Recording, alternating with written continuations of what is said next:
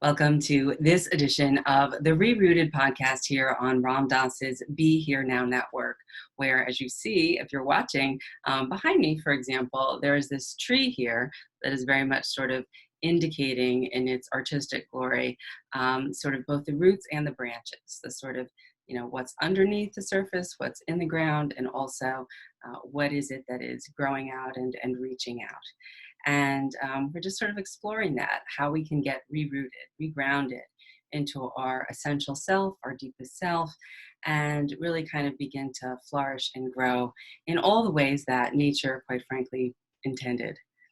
Today we have a very special guest, Dr. David Grant. He is a psychotherapist, a writer, a lecturer, a performance coach, and humanitarian famous for the discovery and development of the internationally acclaimed Brainspotting method. Brainspotting, which brings about life-changing breakthroughs. It's amazing. Brain-based therapy is the fastest growing area in the field of psychological health because it is proven that it can immediately address issues that talk therapy can take years to heal. This I can attest to myself. Now, David Grant presents the next leap forward in psychological care, combining the strengths of brain-based and talk therapies into a powerful technique he calls Brainspotting, and has a book also of the same name, which I recommend, which I have read and is in another location of mine, so I can't hold it up right now. But Dr. Grant, David, so much to say. That's wonderful. So happy that you're here. Thank you for coming. My pleasure. Thank you for having me.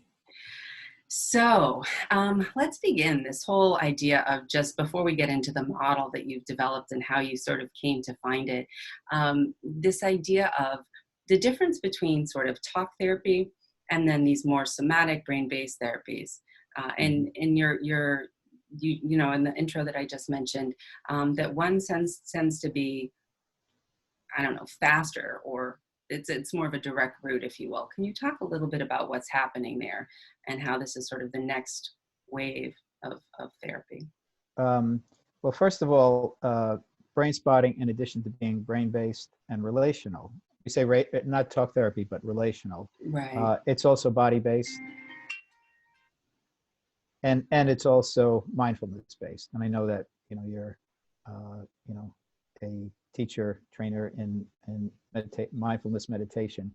So it brings together all four in a very mindful way, which makes it different from most other therapeutic modalities, that are usually have one of those components or maybe two of those components, but rarely three and never four. And they're all together with Brainspotting. So the relational is the somatic, the relational is the neurobiological, and the mindful aspect of it is really what brings it all together, which is having a greater sense of who you are and what makes you who you are and what's going on inside of yourself, what's going on around you. And that's really the openness of what the modality is. Because I'm originally a relational therapist, I was even trained back in the psychoanalytic days and psychoanalytic psychotherapist. It was that there are a lot of pluses and minuses to that model, or those models. But the fact that it was highly relational and that you're supposed to listen to the client was really crucial to it.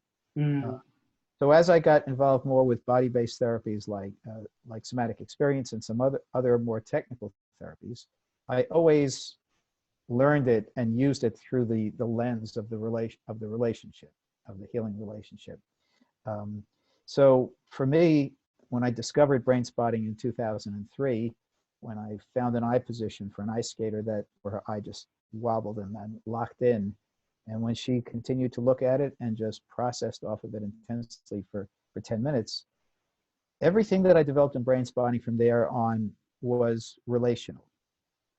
If you look at the other technical modalities, the body-based modalities, most of the people who use it relationally, but it's not infused into the model itself. Brainspotting as a brain-body, mindfulness-based technical therapy is all superimposed on the relationship and on the process between two people. And that makes it unique, and I think that makes it really effective. We have in Brainspotting, I've coined it the dual attunement frame. So it's two frames of attunement. And one frame is the relational frame. That's the basic frame. And superimposed on that is the second frame, which is the neurobiological frame, which goes along with body awareness of body experience, body sensation, and also how we orient visually in our in our field, in the visual field, in our environment. So it's really all of that together. I'm going to just back up a little bit, and then I'll give you a little space to follow up with me on this. Yeah, sure. I can really get on a roll with this stuff. It's all good. That's why you're here. In the 17 years from the discovery of Brainspotting, I've really evolved it through many iterations, so that it is never what Brainspotting was yesterday is not what it's going to be tomorrow. And in that, I have found that most psychotherapies that are developed end up being pretty fixed.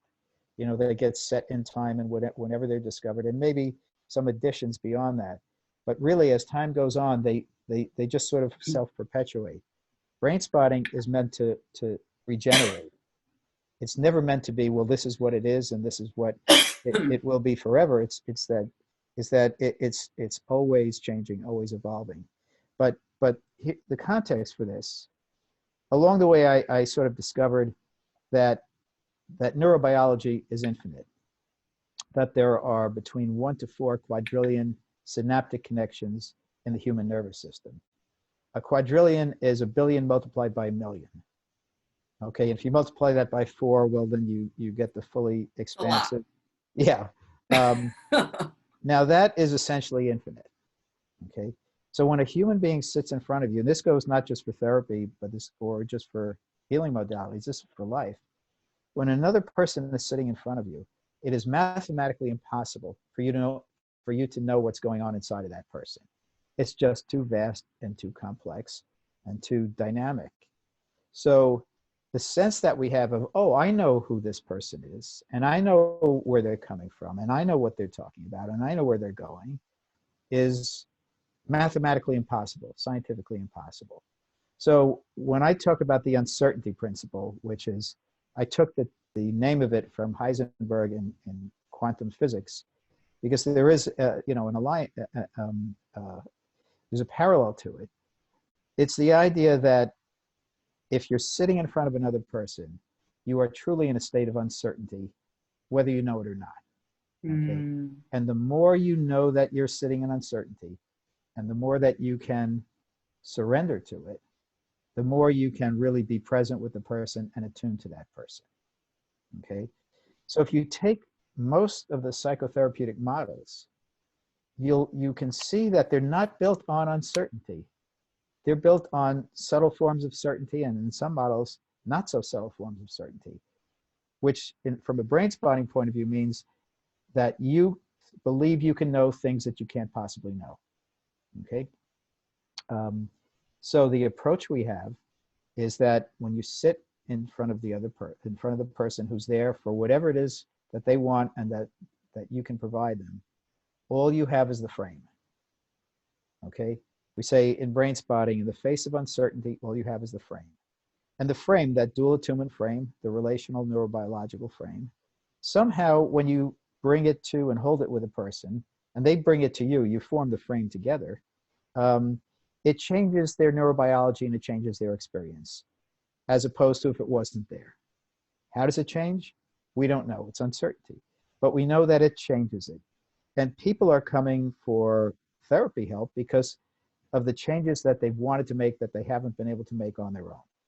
So that's the sum and substance of it. But something about setting and holding that frame with the person not only changes their experience, but it changes their process. Okay? In other words, process meaning simply what happens moment to moment to moment over time. Okay? And this is where the mindfulness aspect of Brainspotting comes in. Inside of this frame, we guide the person to just notice whatever comes up and follow it wherever it goes.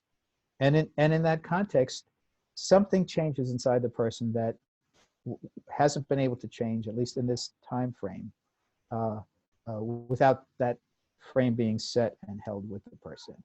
But the additional piece to this is is that the watchword of brain spotting is that where you look affects how you feel. And this is really not all of the neurobiology, but a significant part of the neurobiology of brain spotting that makes it different from other modalities. And that we have found that if a person is activated around an issue and you have them track a pointer very slowly, at certain points they're going to show powerful reflexive responses. Hard blinks, head goes back, head tilts, all kinds of different things. They're all reflexive cues that indicate there's something about that eye position that correlates to whatever that activation is in their neurobiology. Or if we see where a person feels it the most, like over here, not so much, over here, more, oh, it's very powerful right over there. Yeah. We find that eye position, and we have many ways of finding it, and then we guide the person to just keep looking at it, which brings not only a focus, but a focus around that neurobiological activation and that experiential activation. And then from there, we trust the process wherever it goes. And it's essentially a mindfulness process but it's done with another person holding the space and witnessing it, which also influences the process as opposed to doing it by yourself, which is powerful in and of itself. So that's really the nature of how brain spotting has evolved and where it is now. I can't tell you where it's going to be tomorrow because it'll be different. But that's my fast summary of brain spotting. Yeah, no, it's beautiful. It's a beautiful model. And what you were holding up there is just for people who are watching who don't know exactly, but it's the pointer, if you will, that one uses to sort of check where the visual field would go. We'd say where the activation in the visual field is. Right. Where you would notice the response that you were indicating earlier, either the sort of like hard blink or the pull away or the something that would indicate that there's something there with activation, with some charge. Yeah. Beautiful. So what I hear you saying is that there's this this relational field that then is critical to facilitating in many ways the process that unfolds, and that it's a way of holding, a way of being with the person, the client, the patient, who's sitting in the chair next to you or across from you or whatnot, and that there's something in that can bring forward the next step of whatever it is that might want to emerge from the place that has been historically kind of stuck, that might not always otherwise feel like emerging or would not have that unfold if that relational field weren't there. Is that kind of what you're saying? Yeah. And the client leads the process. The client has all the information. The therapist only gets the information by following the client wherever they go. And that's not the usual model for psychotherapy. And it also makes it non-hierarchical. And it also puts the client in charge of their own inner experience. And it works against the natural tendency towards compliance that people have, especially trauma survivors have, when there's nothing to comply to, And then when that comes out, it can be sort of looked at and processed for what it is. But when you see a brain spotting therapist, their expertise is in knowing what they don't know. Yeah. Okay. And that's a really elevated type of expertise, as opposed to knowing all kinds of information that then gets imposed on the client and on the relationship. So suffocating. Yeah, well, I've been in therapy myself with a number of different therapists, so I know that suffocation feeling. Not with all of them, but some of them. Yeah, right. I think what I think is so sweet about this method, your method, brain spotting, and some of the ones that I'm more deeply trained in right now anyway, like the focusing or the somatic experiencing or even the mindfulness work, that it's such a there's just no comparison. I mean, I was in talk therapy for 20 years, and there were certain things that I came to understand about, oh yeah, this is my self-belief or self-core belief because of the way in which my father was, and it was unpredictable. And therefore, I sort of learned this. Now, what I know the name of it is the ambivalent attachment or preoccupied attachment kind of, you know, sort of style and all this kind of stuff. But it wasn't helping me feel any better or any different. And it wasn't actually helping me live with more freedom or ease or joy or being able to make decisions or things that are, you know, more generative in my life. Whereas once I started doing some of the work that was more brain-based, more body-based, more somatic-based, more of that felt sense shift, things really started to crack open. And then there was like this whole other world of possibility. And I can't say that I'm a different person than I was 5 years ago, but certainly I can be like the testament of, yeah, these things that you were trying to tell me to do, like, oh, well, instead of eating the bag of Oreos, why don't you take a bath? Instead of, you know, having the Doritos, why don't you listen to music or take a walk? I'm like, yeah, that sounds like a nice approach, but it's not working for me. Well, I'm going to bring out my brain model here, okay? And there's a brain explanation for what you're talking about. The brain is a model of the development of the animal life on this planet. And the brainstem is the reptilian brain. And then on top of that is the limbic system, which is the mammalian brain. And on top of that is the neocortex, which is the human brain. Okay. Now, the brainstem is the most important part of the brain, because if it's not functioning, we die instantaneously. Doesn't matter how smart you are or how much you know or where you live or any of that kind of stuff. This is life or death. The limbic system on top of that, you know, the mammalian brain, is crucially important for how we feel and our intuitive self. And it's very much involved in body sensations as well. But it also has the alarm system of flight or fight or freeze. So it promotes survival by helping us to vigilantly attune to our environment. And when there is something, to respond to it. Of course, people who are trauma survivors get false alarms, you know, and are reacting. We call it hypervigilance to things that aren't happening. But in mindfulness language, I know they use that example of like, is it a rope or is it a snake? And if it's, you know, really a rope, but I don't jump back like it's a snake, if I'm uncertain, then I might die, you know? So it's this idea of being in the present with what it actually is, which in some cases these days is actually a rope and not a snake. Right. But if a person has been bitten by a snake and got very sick, they'll be, as a trauma survivor, a lot more inclined to intuitively react to that rope as a snake than someone who's never been bitten by a snake or had a negative interaction with a snake. Right, right. So there's the evolutionary negativity bias, like, oh no, I got to be careful that this isn't a snake. But then in your specific instance, if you've had an interaction, then you definitely are going to say, oh no, I bet it's a snake. Right. Unless or until you've had a healing process with it. Right, right. Okay. So in the idea that the neocortex is the human brain, okay, and this we're talking about the talk therapy and so on, language only exists in the neocortex. There's no language down in the what we call the subcortex, the limbic system and the brainstem. The thinking processes only exist up in the neocortex. They don't exist down here because there's no need for them to be down here. This is all felt sense intuitive.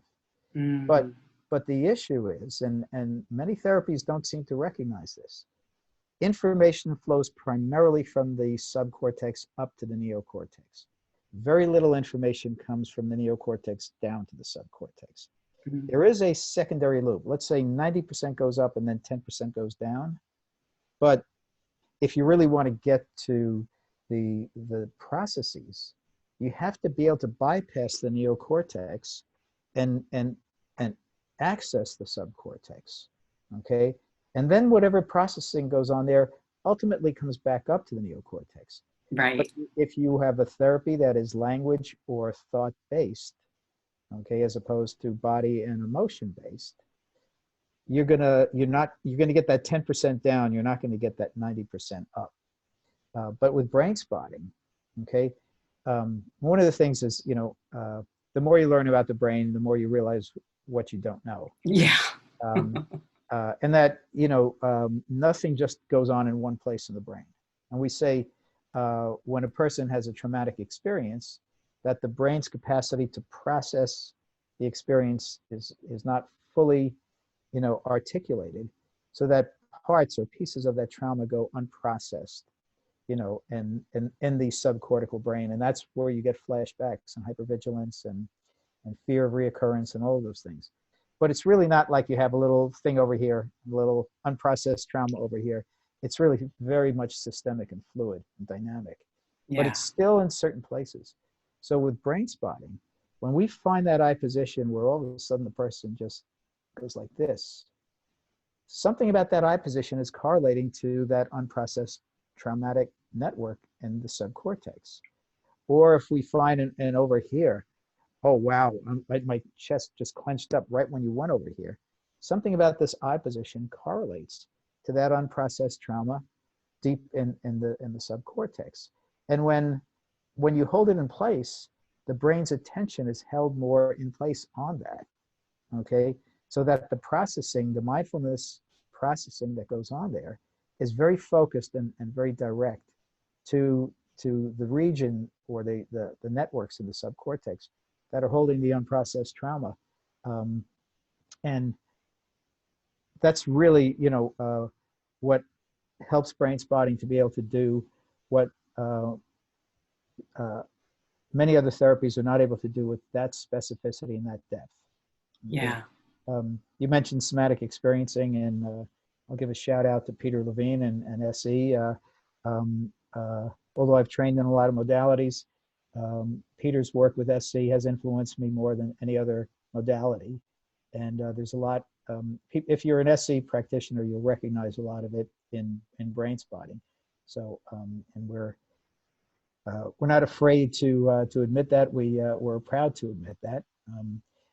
But although at certain advanced levels, eye positions are addressed and taught in SC, they don't have the primacy that they do in brain spotting. And so brain spotting, although we're always looking for, body awareness, body experience, we're also looking for the eye positions that resonate with that body experience. Right. And going back to the neocortex, if a person's head jerks back over here, the neocortex has absolutely no idea why that's the case. You've bypassed the neocortex. Or if all of a sudden a person's chest tightens up over here, the person doesn't say, oh, I know why my chest is tightening up. It's because of A, B, and C. No, it's like, I don't know why, but something about that eye position. So can we play with that then? I'm the client, you're the one who's doing therapy, and that just happened to me. I just pulled back when you did the eye position there. What would be your follow-up question or line of inquiry? Well, we only explore the visual field after we have worked with focused activation for the client around whatever they're coming for. So if we'll make it a specific trauma, being a car accident, although anybody who has a car accident has previous trauma because life is traumatizing, as we know very much these days.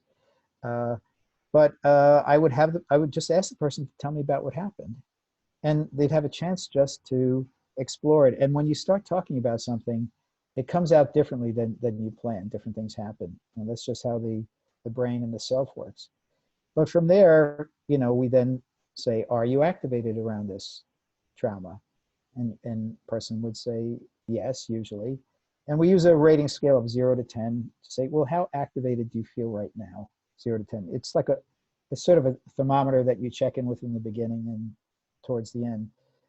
0 to 10. If it's an 8, then where are you feeling it in your body right now? Okay. Now the person might say, well, just over here on both sides of my neck. From there, then we would look for the eye position, okay? After we've gone through all those steps, because all those steps help the brain and the body to get focused activation around whatever that unprocessed trauma from the car accident and whatever else is networked into it traumatically. So from there, we find that eye position. And there's another way of finding eye positions called gaze spotting, for where we gaze. So if a person is telling you the story, but they're like locked like this, I might say to them, just keep on, notice what you're looking at, keep looking at that. Notice what you're feeling in the body and whatever you're seeing from the accident, and just watch where things go, okay? And then a person, it is a very focused version of mindfulness, but it's the sine qua non of healing and brain spotting. The person keeps on looking at that spot or the spot we found with the pointer, and wherever they go is wherever they need to go. You can't do it wrong, even though some people initially think they're doing it wrong because they're not used to trusting their internal process and trusting wherever it goes. But as it goes from here, basically the therapist, the brain spotting therapist sits and is present with and follows the client wherever they go. Mm. We use the metaphor of the comet, that the client is the head of the comet and the therapist tries to get into and stay in the tail of the comet. Okay, and by the way, nothing can honor a person and their experience more than for the other person to follow them, with no preconditions. So the human system knows how to heal. Neurobiology is built on moving from dysregulation to regulation. And what happens in this, mysteriously, although it is neurobiological, is that the system finds its own way to process through the unprocessed trauma in the present, to come from the then and there to the here and now.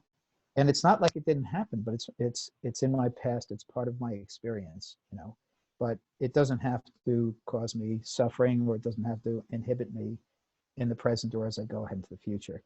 Now, you mentioned brain spotting is a fast modality. Well, if it's a simple trauma, sometimes 2, 3, 5 sessions is enough. But we know most people come to us with complex trauma, developmental trauma, and it's not like 3 to 5 sessions is going to get a resolution to something that goes back to early in life, perhaps pre-verbal times. But the frame that we set and hold provides a person a chance to heal on many different levels at the same time. And from there, the person will go as far with it as they want to go. Clients will say, well, how do I know when I'm done? I said, well, listen, what you put in is what you get out. Okay. Right. And if you want and if for you 3 sessions of this, even though you could go a lot further, is all you want for the moment, then that's exactly what it should be. As opposed to, well, if you come for this amount of time, you're going to get this kind of result and so on, which is very linear for the human system, which is highly nonlinear. Right. Yeah, I like that tail comet and sort of image that you pulled up there. And also, with me, with the way that I work with clients now that have trauma, as most do, is that, it's just sort of like, yeah, I'm just sort of like, we're sort of going there. I'm kind of like, yeah, sort of down the rabbit hole, like what's here now or what's there now. And we're doing this together, to your point, like you're not alone in this, or, maybe we even bring in some other kind of resources, if you will, that might be helpful if needed or not. But that's the way I work. I'm not saying that's brain spotting, but that idea that it's an unfolding, that it's showing its way to us as we go along, and that it's something that you'll know when it feels gotten. You'll know when it feels shifted or feels different. Mm-hmm. It will be, I don't want to say obvious, but there'll be something that shifts. And it's the subcortex just knows it intuitively. The neocortex is the last one to know, Right. You may not be able to explain what happened, but you'll be like, it feels different. Right. Exactly. Yeah. I do want to say, in terms of using resources, brain spotting uses resources really only when necessary. And we try not to jump in too soon with resources, because we find that that first of all, the ultimate resource is the nervous system, especially the brainstem down to the spine. And you can't provide a resource for a person that's going to do what their brainstem down to the spine does. But also the relationship, the attuned presence between two people, is the ultimate resource. So that what we do in brain spotting, first, if someone seems like they need resources, first of all, we give them time and space, because a lot of times in that healing trajectory, they need to really go for that long arc before they can just start to come through it. But we double down on the relational presence. And that's where really mindfulness comes in.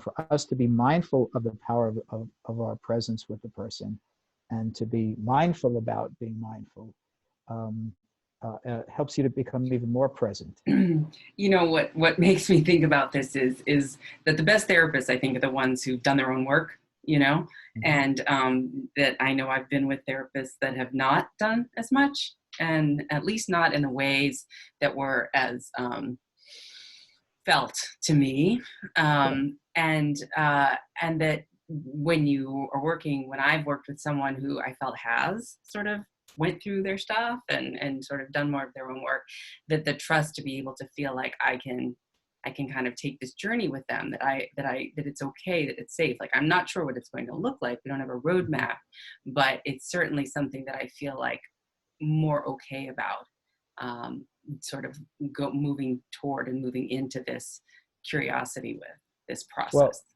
there's a simple explanation for what you're talking about, which is a therapist who really is carrying a lot of stuff and hasn't worked with it is going to be bringing that into the sessions, into the relationship, and is going to be unwittingly, unconsciously self-referencing their unprocessed traumas or conflicts or whatever.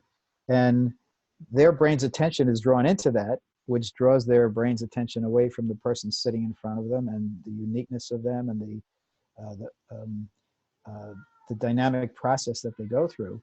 So how can you tune into a person when you're tuned out from yourself? You know? Yeah, I love that. Right. And it's so interesting because I have empathy for people that still have work to do. I mean, please, I'm sure I'll be doing work forever.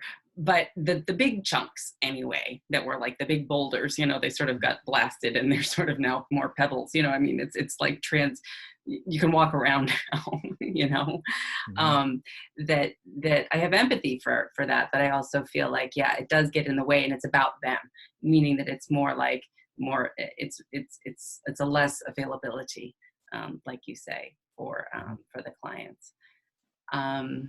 Okay, so this really beautiful process of working with the brain, understanding really what's happening with and to the brain. One of the things that I often say to clients is there's nothing wrong with you, in the sense that you are exquisitely built to do exactly what you needed to do in order to survive and be here now, which is amazing. And all of that adaptation and all of those behaviors are not the end of the story. They are running a program that was sort of, uploaded, or whatever analogy you want to use, a while ago, that's still running, that now if we can get curious about it in this brain-spotting way, we could, sort of look into and see what might have wanted or might have sort of been hoping to emerge, as opposed to this adaptation. And a lot of people, I don't think, really understand the physiology or the brain, the neuroscience piece of it being like, well, I'm just doing what I was programmed to do, but this deprogramming, for lack of a better word, is equally possible with these kinds of processes.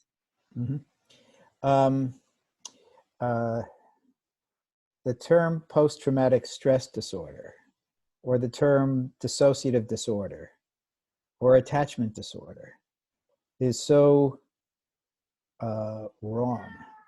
Okay? If it's not a disorder for your system to do its best adaptation for things that no human being should have to go through. Okay?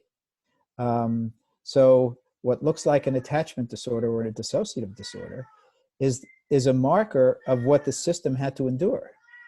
Okay? And that the response to it that looks symptomatic to us and that may be getting in the way for the person is the best adaptation they had at that point in their development to whatever the intrusions were, and it's usually not a single event intrusion. It's usually repetitive over time and development.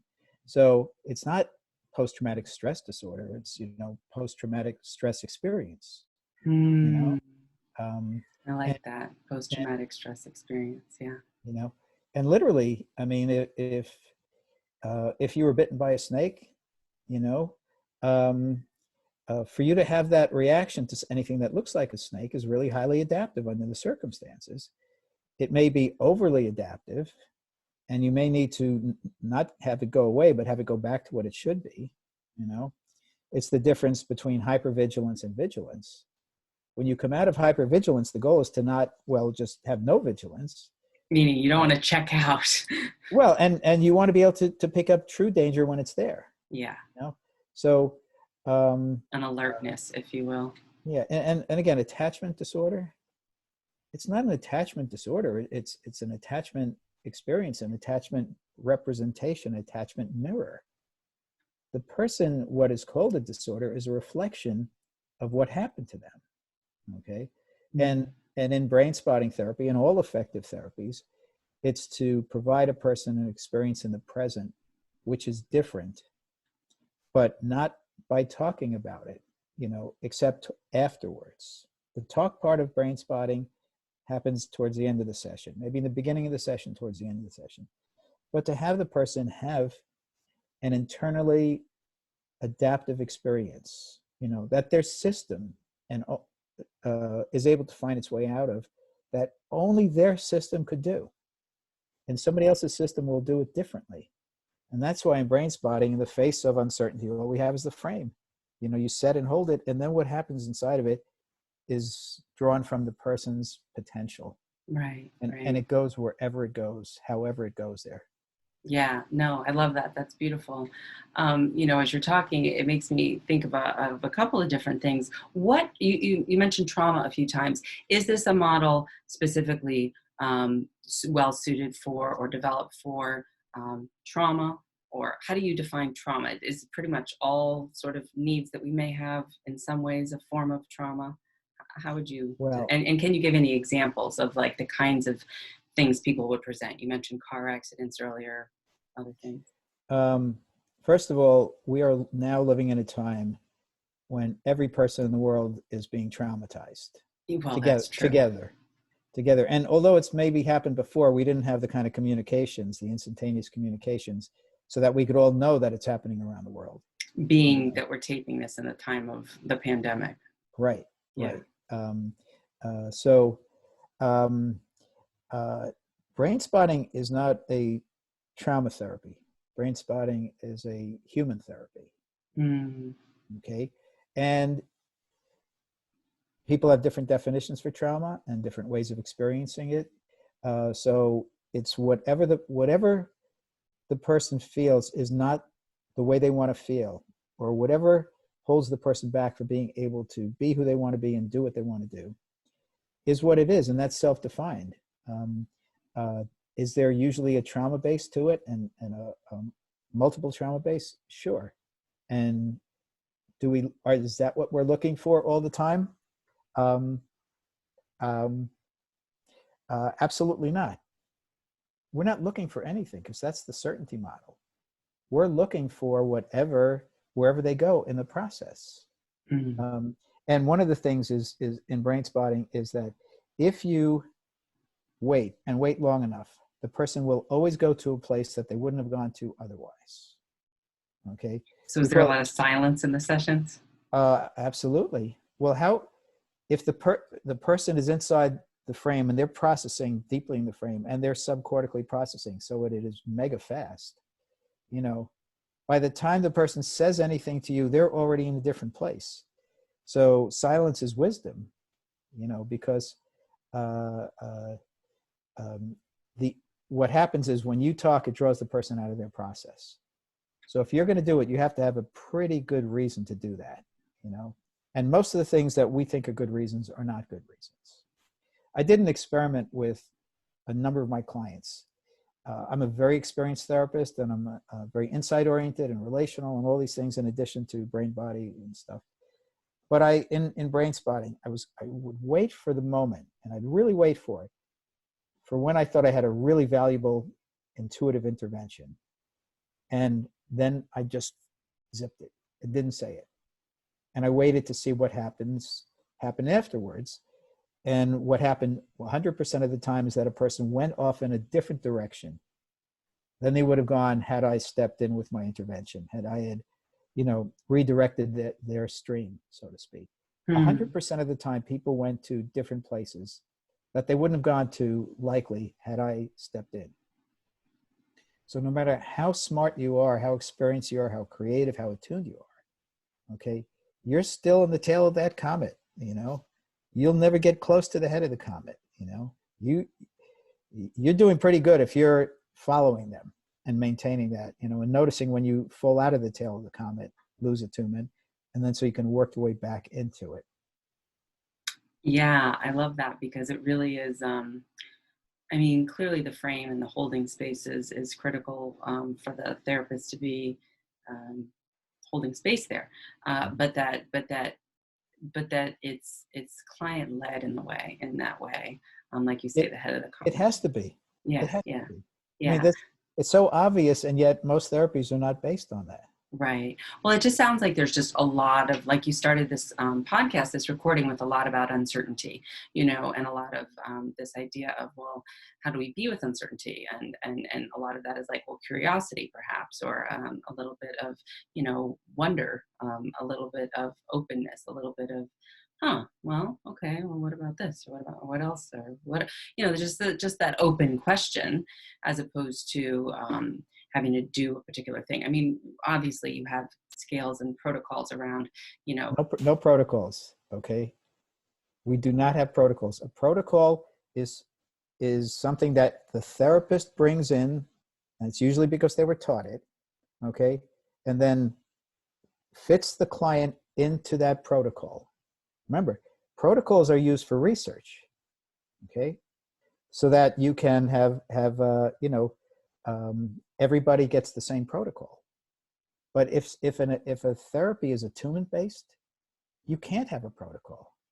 Okay. If you're working with the 1 to 4 quadrillion synaptic connections, there's no protocol for that. Mm-hmm. So if somebody wanted to do a really big piece of work after having known you for 5 minutes and you felt like you were sufficiently attuned, you'd say, sure, well, let's go. Why not? Okay. The reason the answer is why not is because I trust the person sitting in front of me. So meaning that, like, they wouldn't have wanted to dive in or felt that you trust that they were feeling okay enough, or whatever it is, to make that suggestion. If 1 out of 10 people are not ready to do that, I'm not going to deprive 9 out of 10 people from being able to manifest who they are and who they want to be and who they need to be right in that moment. Okay. Yeah. I guess that was my thought about when I was saying protocols. What I was sort of meaning was like, sort of get to know a little bit and whatever. I didn't really mean it like these, evidence-based research kind of, collecting, data. I didn't mean it so much that way, but just more like there's generally sort of a way of kind of getting to that relational field if you really don't know the person yet. But that's going to be different for everybody. In uncertainty, we never really know the person, in their true existential, essential neurobiological self. Yeah. Okay. So if you ask a brain spotting therapist, well, where did the person start and where did they go and where did they end up? The true answer is, I don't know. Okay. It's just too much to know. But as far as getting to know a person, there's getting to know their neocortical, conscious, informational, language self. And there's getting to know the subcortical person, which is really their intuitive, emotional body self. And that's really who we're getting to know in brain spotting. And then the neocortical self kind of comes along. Right. But again, you have to get to the deeper self before you can get to the more conscious self. You have to get to the core self before you can get to the informational self.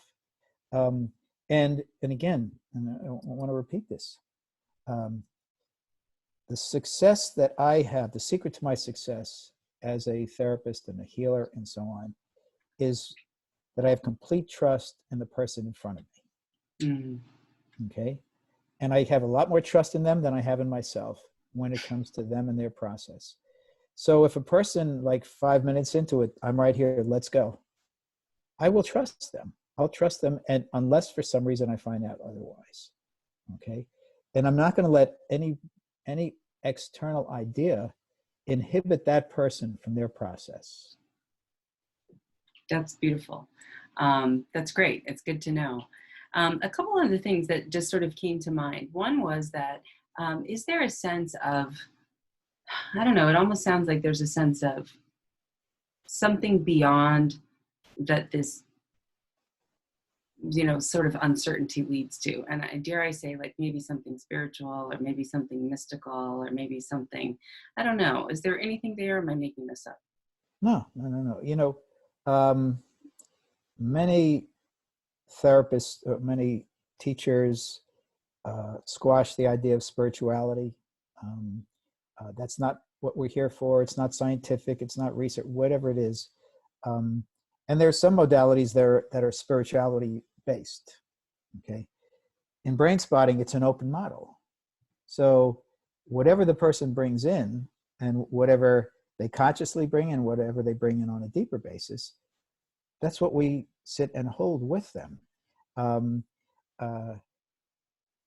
Do we understand the human neurobiology so that we really know what is physiological and what is spiritual? Of course not. Do we understand the universe or the universes enough to know what really is scientific and what is spiritual? I think that the physicists have discovered up to 14 or 15 dimensions. Like who knows what that is? Okay? Spirituality shouldn't be anything goes. I think this, and this is spiritual. This is my belief.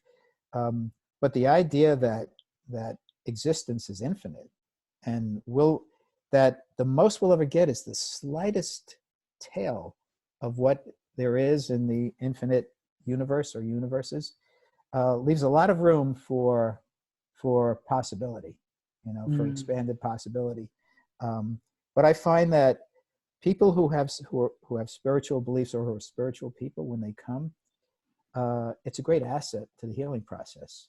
And I use the word knowing, that the person has a knowing about them, okay? And they know what it is. And I probably don't know what it is, but I know that they know, and I trust that they know. So I will never bring my issues of spirituality in.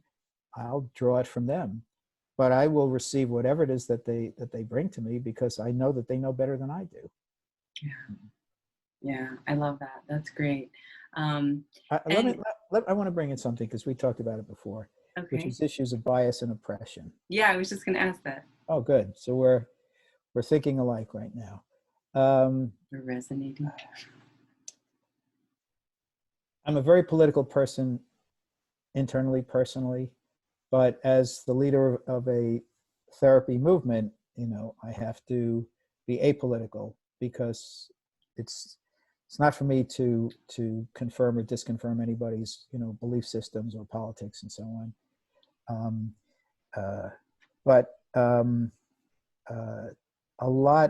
There are a lot of issues of oppression and bias that go on, not just in our country, but in the world. And if you're in a healing modality, I think it's your responsibility to be aware, to be in a searching process about what it is and how it affects people, and how it affects everybody, not just those who it's targeted at. If you work with people from populations that have been where oppression and bias has been meted out to them, collectively and individually, you really need to know what it is, and you need to not just educate yourself, you need to explore yourself. And the more you do, the more people who come to you who are, let's say, people of color, the more they're going to feel that you're at least open and sensitive, if not, informed. And I've worked with people around a lot of these issues who would not have brought it to a white therapist before.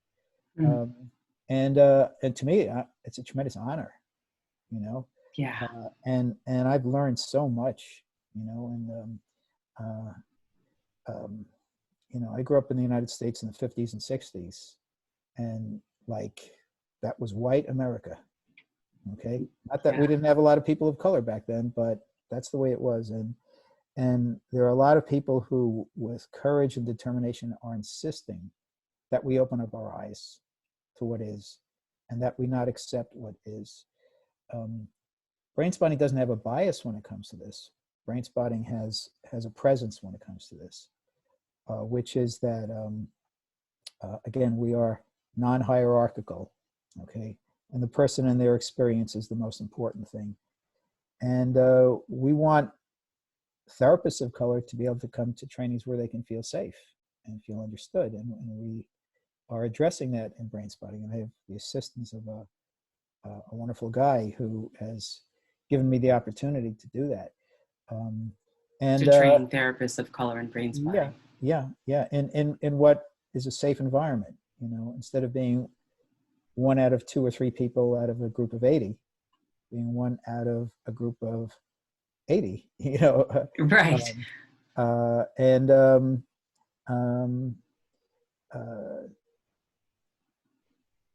I get so much from it. I get so much learning and growth and healing and inspiration and so on. And we use the term expansion in Brainspotting. It really helps me to expand.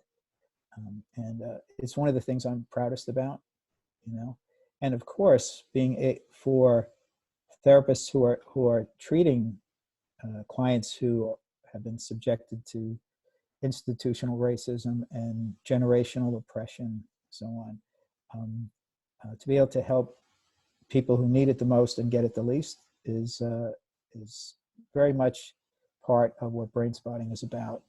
And it fits the model. It's not like, well, we take the Brainspotting model and we bring it over to oppression. It's, the whole idea is that a person knows best. The whole idea is we are there. We surrender to the uncertainty of their complex self. Lends itself to that. It's natural for that. Beautiful. Thank you for sharing that. And as you were, I was just really feeling this sort of heartfelt in with it and reverence really for the process that you are experiencing, have experienced, when you really are in that process of sort of, as you said, I think your phraseology was sort of self-exploration, as well as then the presencing to work with someone who has been more the subject of systemic and structural oppression and marginalization, and just really that there's that deep compassion and also really reverence, I feel, for that. Reverence is the right word. Yeah. And I sense that it's, my sense is I always feel like it's a gift when, I'm allowed to work with someone, that it's a privilege and that it's a gift. And, I'm not doing something for or on or to anyone, to your point about, letting the client be the comet, and I'm the tail. But that there's something, I don't know, like that's just, like you said, expansion, that there's something that expands here, even with me, that it's not just the client that may have a different felt sense or shift or experience, but that happens and it's good for me too. Absolutely. Bias and oppression obviously traumatizes the victims of it or the people it's directed at, but bias and oppression traumatizes everybody, and again, that's part of what is silent about it, and unknown about it. Yeah. I love that you said that and added that. Thank you so much, David. As we kind of wrap up and close this beautiful and sort of wide-ranging conversation, and also this lovely explanation of precisely sort of, what the model's about and how it's coming to be, I just want to remind folks that they can read your book, Brainspotting. They can certainly look at your website. But is there anything else that you'd like to, which we'll put a link to and everything like that in the liner notes for the podcast, is there anything else that you'd like to add or sort of leave our listeners and viewers with for this episode? Brainspotting didn't invent anything. Brainspotting just noticed what was out there, okay, and noticed certain things that were not noticed by others, at least as far as we know, and it put them together, and it put them together in a harmonious way, and it put them together in a way that, and we say when I teach and my trainers teach, we say, don't try to do Brainspotting my way. Take what I'm teaching you and make it your own. Learn how to do Brainspotting your own way. That's one of the most important messages that we give, because everybody who does therapy, every therapist does it their own way. It has to fit just who they are and what they know and how they resonate. So what we try to do with what we try to help each person to do who comes to us is help them to become themselves, or who they were destined to be and who they want to be, and in ways that they didn't even know, things they didn't even know about themselves. And to do it in a society, where we not only do it for ourselves, but we do it because we're participating in something larger than ourselves. Well, on that note, something larger than ourselves, Dr. David Grand, brainspotting.com is where you can find out more information to find a practitioner if you're interested in potentially receiving brain spotting as a modality that could be supportive to you, or if you're interested in training in it and would like to learn more. Thank you so much for joining us today on this episode of ReRooted. Really beautiful conversation. Thank you, and thanks for bringing out for me what you brought out for me. My pleasure. Take care. Bye-bye.